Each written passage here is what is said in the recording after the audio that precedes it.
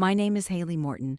I am 34 years old, a third-grade teacher who has spent 12 years believing that kindness always comes back to you eventually. And until the night of my own birthday party, I thought my best friend and my husband were the two safest people in my life. The cake was still sitting on the counter, half cut, candles leaning sideways in blue frosting.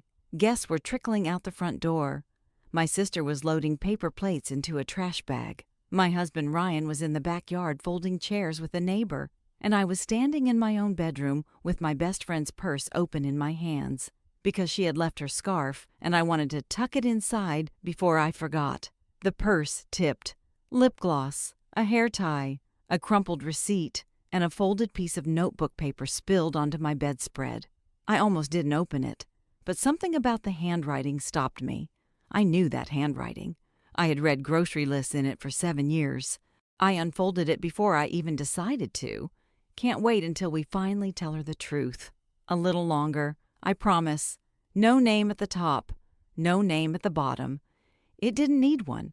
I stood there in the dim light of my own bedroom, 34 years old, my birthday candle still smoking faintly downstairs, and I read that sentence 4 times before my body understood what my eyes already knew. Courtney had been my best friend since we were 19, dorm roommates, maid of honor at my wedding.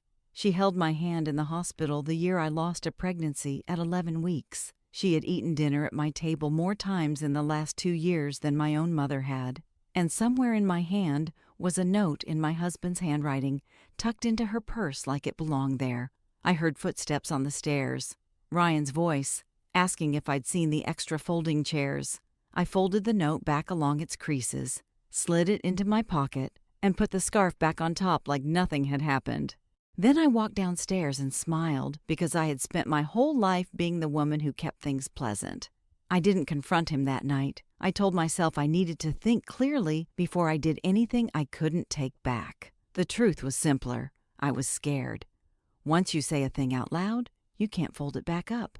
So I climbed into bed beside my husband of 7 years, lay there with my back to him, staring at the wall, while he fell asleep within minutes, the way he always did, a man with nothing weighing on his conscience. I did not sleep. I ran through years of small moments that suddenly rearranged themselves into a different shape entirely. Ryan Morton and I met at a friend's barbecue 9 years ago. He worked as a regional sales representative for a building materials company, the kind of steady job that came with a company truck and enough travel to keep things interesting without feeling unstable. He had an easy laugh and an easier way of making people feel like the only person in the room.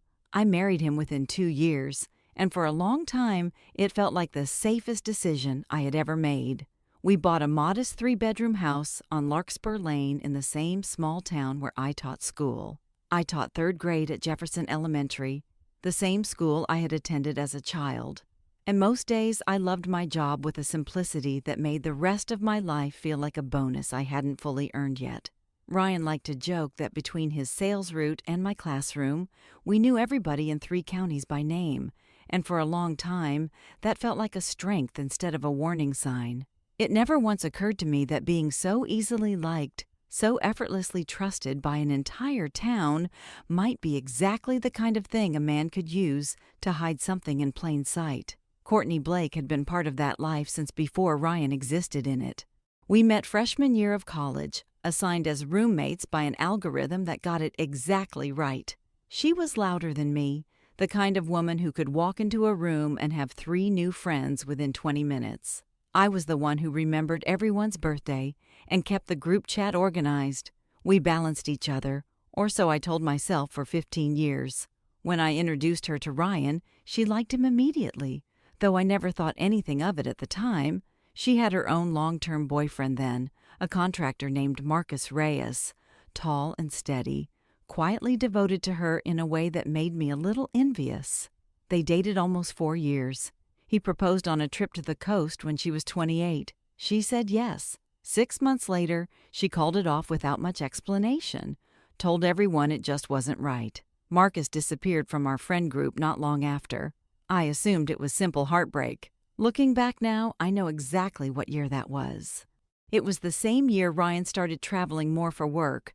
At the time, none of it seemed connected. His territory had expanded, 3 new counties added, longer hours, the occasional overnight trip. I never questioned it. He called every night from his hotel room, sent photos of gas station sandwiches, complained about lumpy motel pillows in a voice that always sounded genuinely tired. Courtney's visits to our house increased around the same time, though I never noticed the pattern until much later. She would stop by with a bottle of wine, claiming she was bored, claiming her apartment felt too quiet since the breakup. I welcomed her every time. I liked being needed. 2 years ago, I lost a pregnancy at 11 weeks. Courtney showed up within an hour of finding out, sat with me on the bathroom floor. Ryan told me that same week he had to travel for a 3-day training conference, timing that felt unbelievably unfair, though he apologized so sincerely, brought me flowers before he left, called every night, that I forgave him easily. Courtney stayed with me most of those 3 days. I used to tell people that week was proof of how lucky I was to have a friend like her. Lying awake the night after my birthday party, I thought about that week differently for the first time. I thought about how convenient the timing of that conference had been, how Courtney had suddenly become available for 3 straight days, with access to my house, my grief, my husband's absence, all conveniently overlapping. I didn't want to believe what my own memory was showing me, but once you start pulling one thread, the whole sweater comes apart in your hands, whether you're ready or not. The next morning, I went through the motions of an ordinary Saturday. Coffee, the dog fed, Ryan eating cereal at the counter, scrolling his phone with the same relaxed posture he always had. A man completely unaware that the woman across from him had spent the night rewriting the last 2 years of her life. I didn't say anything that day, or the next. I told myself I needed proof before I said a single word. I almost believed that excuse. Almost. I started paying attention the way I paid attention to a student who suddenly stopped raising their hand.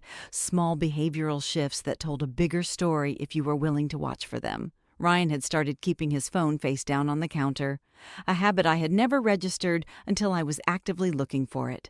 He had started taking calls in the garage instead of the living room, telling me his regional manager liked to go over numbers on weekends, which struck me as strange the moment I actually thought about it, because he had complained for years about how disorganized that manager was. I checked our shared calendar more carefully. 3 overnight trips in 2 months, all clustered around the same small city 90 minutes away, all listed under the vague label, client visits. I checked our joint bank account, something I almost never did because Ryan had always handled the household budgeting, another convenient arrangement I had never questioned. I found 2 hotel charges from the same boutique inn in that city. Dated on nights he told me he was staying with his cousin to save the company money.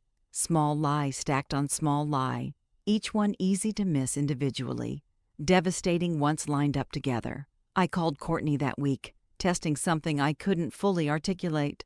I asked if she wanted coffee Saturday, something we did regularly. She hesitated a beat too long before saying she had a work thing, vague in exactly the tone Ryan used for his vague weekend calls. I checked her social media that night. She hadn't posted in over a week, unusual for her. I scrolled back through older posts anyway, looking for anything at all. I found it in a photo from 6 weeks earlier, a coffee cup on a marble countertop, captioned Saturday morning.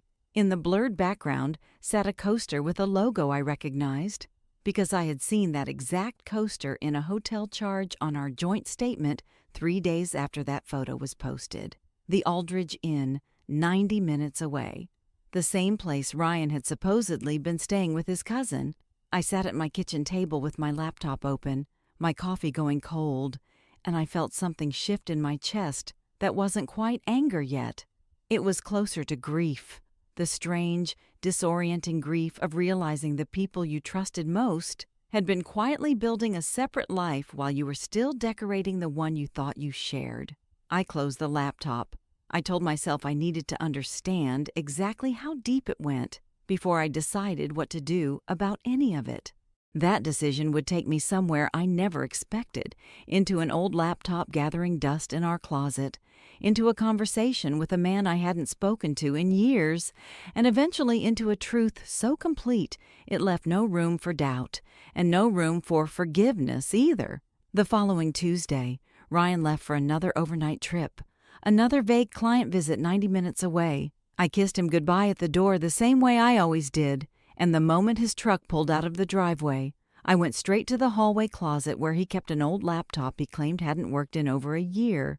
It had always struck me as odd that he kept a broken laptop instead of throwing it away, but I had never questioned it before that morning. I pulled it out, set it on the kitchen table, and pressed the power button with a strange, steady calm I didn't recognize in myself. It turned on immediately, fully charged, not broken at all. The desktop was mostly empty, a few work documents, a folder labeled taxes. It took almost 20 minutes of clicking through folders before I found what I was actually looking for. A hidden folder buried 3 layers deep, disguised under a name that meant nothing, warranty info. Inside were messages, hundreds of them, from an email account I didn't recognize, one Ryan had clearly set up specifically for this. I read for almost 2 hours straight. The messages went back nearly 2 years, almost to the exact week of my miscarriage. The very first message, dated that same week, was from Courtney. I know this is a horrible time to say this, but I can't stop thinking about you. I feel terrible even typing it. He had written back 3 days later, while I was still recovering on our couch, while Courtney was supposedly cooking me soup out of pure friendship. I feel it too. I hate myself for it, but I do. I read message after message that detailed a slow, deliberate unraveling of everything I thought I understood about both of them. They hadn't stumbled into this by accident. Courtney had planned it with a patience that made my stomach turn, mentioning in a message from over a year ago how she had always resented watching me get the steady husband, the reliable life, the version of things she thought she deserved after Marcus broke her heart, as she put it, though from what I read, she had been the one who ended that engagement herself. There was no accident in any of it. There was calculation. A woman who had spent years positioning herself inside my house, inside my grief, inside my marriage, waiting for the right moment to take what she believed had somehow been unfairly given to someone else. Near the bottom of the folder was a video file, dated 8 months ago. The file name a meaningless string of numbers designed to avoid catching anyone's attention. My hand hovered over the trackpad for a long moment before I clicked it. I watched it. I made myself watch, not out of curiosity, but out of some grim need to understand exactly what I had been living beside without knowing. The footage was unmistakable, filmed in a hotel room I recognized from the coaster in Courtney's photo, both of their faces clearly visible before the frame blurred out of focus. I closed the laptop after a few seconds, my hand steady in a way that surprised me, the same steadiness I used with a room full of 8-year-olds during a fire drill. The part of me that had learned long ago how to keep functioning through the worst possible moment. There was one more thing in that folder, a message from 3 weeks earlier, the most recent one in the entire archive. Once the summer bonus clears, we'll have enough saved to actually do this right. New apartment, fresh start, no more sneaking around. I just need a little more time to figure out how to tell her without everything blowing up at work too. I opened our joint savings account on my phone, right there at the kitchen table. $11,000 I had spent 2 years setting aside from my teaching salary, money meant for a kitchen renovation.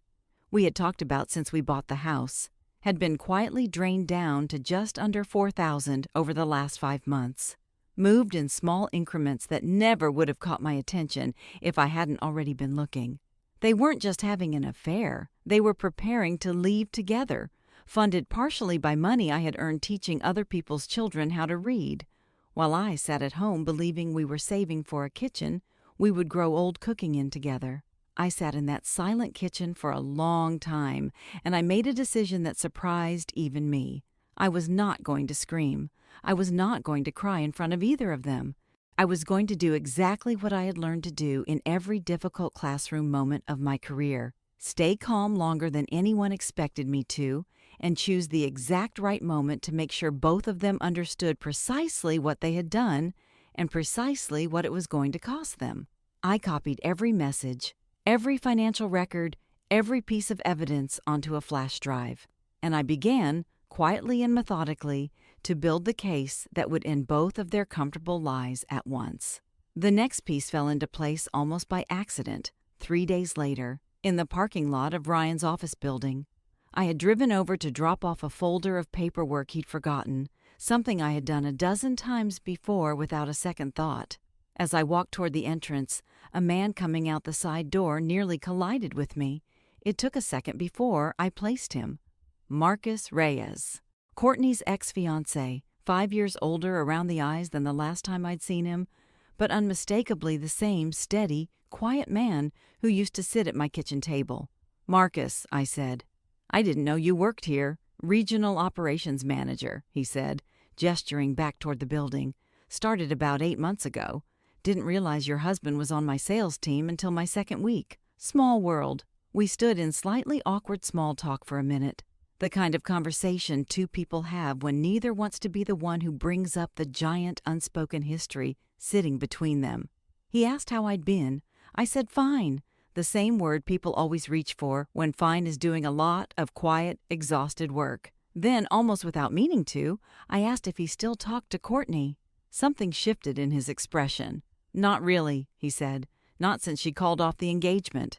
Kind of hard to stay friends with someone who tells you the timing's just wrong, and then a few months later you find out the actual reason had a name. I felt my whole body go still. "What do you mean?" I asked. "Had a name." He looked at me for a long moment, clearly recalculating something in real time. "I found messages on her old tablet," he said quietly. "About a year before she ended things with me. I never told anyone the specifics, but I always wondered if it kept going after us. Guess I have my answer standing here. I told him everything, right there in the parking lot. The note, the emails, the coaster in the photo, the money disappearing from our savings." I watched his jaw tighten with every new detail. He told me something else that changed everything. As regional operations manager, Marcus had recently flagged a discrepancy in expense reports for the Northeast Territory, Ryan's territory, dating back nearly a year. Client visits billed to the company that didn't match any actual client meetings on record. Hotel charges submitted as business expenses for nights the company had no scheduled accounts in that city at all. Ryan hadn't just been lying to me. He had been billing his affair to his own employer, using company funds to pay for the very hotel rooms where he was building a life to leave me for. We stood in that parking lot for almost 40 minutes, comparing what we each knew, building a single, undeniable timeline out of two separate sets of evidence that had been sitting apart for months. "I'm not telling you this to get revenge on Courtney," Marcus said eventually, though I could hear something underneath the careful, professional tone of his voice that suggested otherwise. "I'm telling you because falsifying expense reports is a fireable offense here, but I wanted you to hear it from me first, before anything happens on the company's side. You deserve to be the one who decides how this plays out at home." I looked at him, this quiet, steady man who had once been left standing exactly where I was standing now, betrayed by the same woman, blindsided in almost the same way. Something passed between us that wasn't quite friendship yet, but wasn't nothing either. "Thank you," I told him. "I mean that." He nodded once. "Let me know what you decide to do," he said. "And Haley, for what it's worth, none of this was ever about you not being enough. People like that don't leave because something's missing. They leave because they were never capable of staying honest in the first place." I drove home that afternoon with the flash drive in my purse and an entirely new piece of leverage in my hands, courtesy of a man who had every reason to want to watch both of them lose everything, and somehow still spoke to me with nothing but quiet decency. I didn't confront anyone that week. I spent it building something more precise than anger. A plan.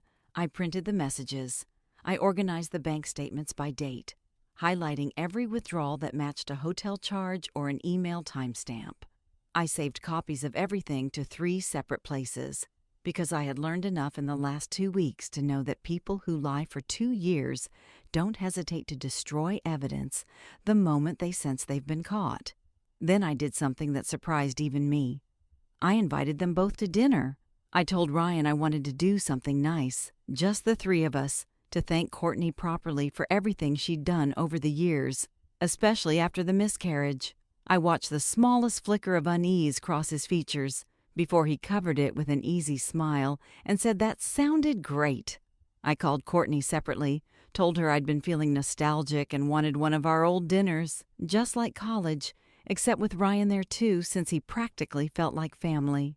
She agreed immediately, her voice bright and warm in exactly the way it had always been, exactly the way I now understood had been performed for 2 straight years, while she quietly took apart my life behind my back. Friday night, I set the table the way I always did for company.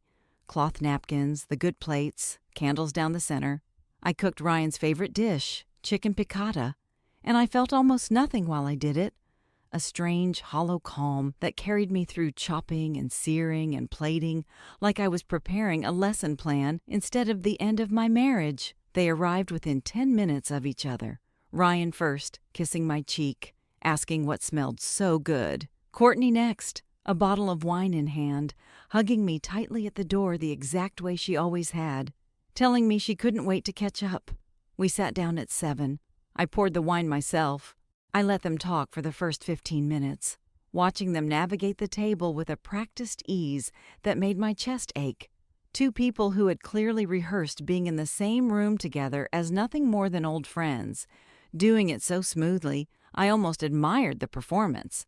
Then I set down my fork, and I reached under my chair for the folder I had hidden there before either of them arrived. "I have something I want to talk about," I said, and something in my voice made both of them go still. I placed the folder on the table between the candles. I opened it slowly. The first page was the note, still folded along its original creases, smoothed flat now, so the handwriting was unmistakable. "I found this in your purse the night of my birthday party," I said to Courtney, my voice steady in a way that surprised even me. "Can't wait until we finally tell her the truth.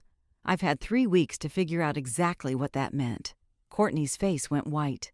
Ryan's fork clattered against his plate. "Haley," he started, but I held up one hand, the same gesture I used 100 times a day in my classroom, and to my quiet astonishment, he actually stopped talking. "I'm not finished," I said. I pulled out the second page, the printed emails, the timeline stretching back nearly 2 years, the messages from the week of my miscarriage. I laid them out one by one across the tablecloth, watching Courtney's hands begin to shake, watching Ryan's face lose every trace of color it had. "I know about the hotel in the city 90 minutes from here," I said. "I know it started the same week I lost the baby, while you were both pretending to take care of me. I know about the $11,000 from our savings account, the one I've been putting money into for 2 years, for a kitchen we were supposedly building together. And I know," I said, looking directly at Ryan now, "that you've been submitting those hotel charges as company expense reports, which your regional operations manager happens to have already flagged." Ryan's mouth opened and closed without any sound coming out. "You talked to Marcus," Courtney said quietly, her voice barely above a whisper. "I did," I said. "He told me some interesting things, too. About a year before you ended your engagement to him. Interesting timing, don't you think?" The silence that followed lasted long enough that I could hear the candle wax dripping onto the tablecloth. Ryan finally spoke, his voice tight, defensive, reaching for the only weapon he had left. "You've been distant for 2 years," he said, "ever since the miscarriage. I tried, Haley. I really tried, but you shut down and you never let me back in. And Courtney was just there. She understood things you couldn't even talk to me about." I looked at him for a long moment, this man I had loved for 9 years, watching him try to hand me the blame for his own choices, like a check he expected me to sign without reading. "I lost a baby," I said quietly. "I was allowed to grieve. That grief did not hand you permission to build an entire second life with my best friend and pay for it with money meant for our future. Those are 2 separate things, and only one of them was ever actually about me. He had no answer for that. He rarely did by the end, when the excuses finally ran out of road." Courtney was crying now, quiet, defeated tears that I recognized as genuine even through everything, though they didn't move me the way they might have 3 weeks earlier. "I loved you," she said. "I love you, Haley. I never meant for it to go this far. Watching you have everything, the husband, the house, the life that felt so easy for you, and I never had that. Not really, not since Marcus, and I hated myself every single time I came over here and sat at this table. But I couldn't stop." "You didn't have to sit at this table," I said. "Nobody made you keep coming back here and pretending. You chose that every single time, the same way you chose him. The same way you chose to let me cry on your shoulder about my own marriage while you were quietly ending it from the inside."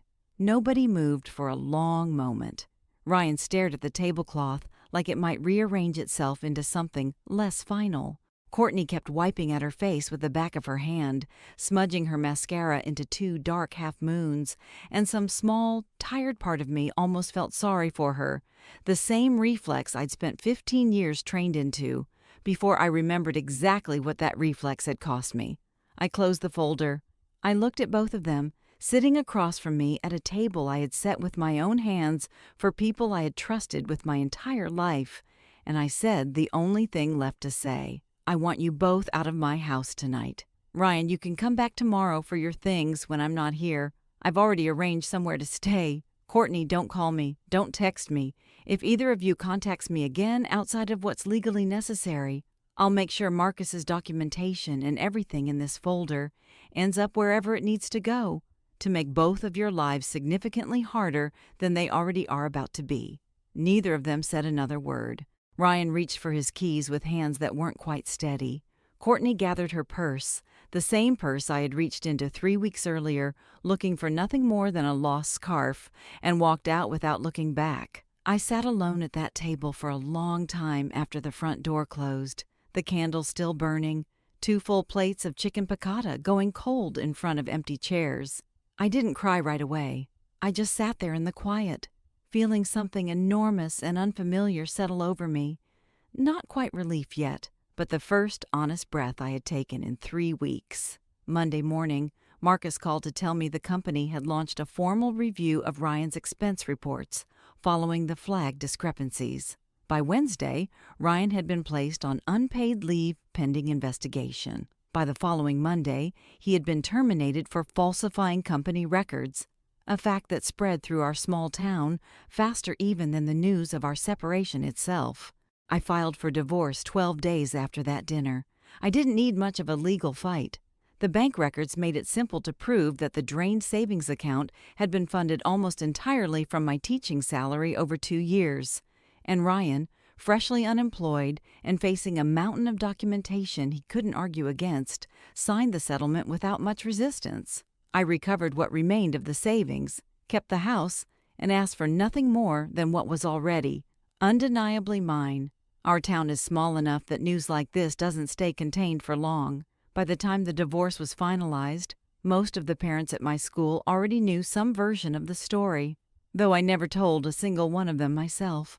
Ryan stopped showing up at the hardware store on Saturdays, stopped sitting on his usual stool at the diner counter. People who once waved at him from their porches started looking away instead.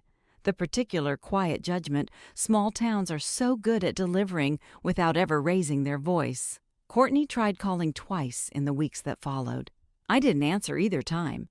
There is a particular kind of silence that says everything a person needs to hear, and I let mine speak for me completely. Ruth, my old college roommate before I ever met Courtney, told me later that Courtney had lost more than just our friendship.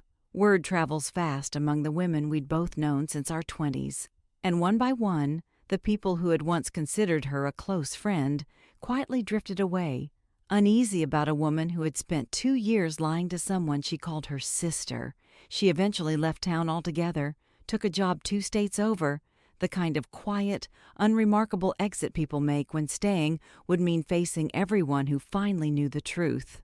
I saw her only once more, almost 8 months later, in the parking lot of the grocery store on the far side of town. She saw me first, her expression flickering through something that might have been shame, might have been longing for the friendship we used to have, though I no longer had any interest in reading her that closely.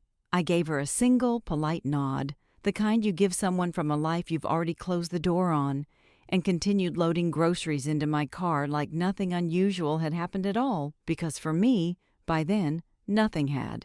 In the months right after the divorce, I spent a lot of evenings alone in that house on Larkspur Lane, learning how to sit with silence instead of filling it with someone else's needs. I started running in the mornings before school, something I'd always meant to do and never had time for when I was busy managing everyone else's schedule but my own. I said no to things for the first time in years without explaining myself, without apologizing for it afterward, and I discovered, slowly, that the world didn't end when I stopped making myself smaller to keep other people comfortable. Marcus and I started as something small and unhurried.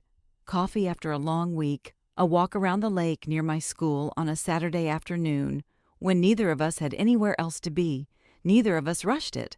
We had both learned, in the hardest possible way, exactly what it cost to trust the wrong version of someone too quickly. But slowly, over months, something steady grew between us, built on the kind of honesty neither of us had experienced in years, the quiet, unremarkable comfort of two people who had finally stopped performing for anyone.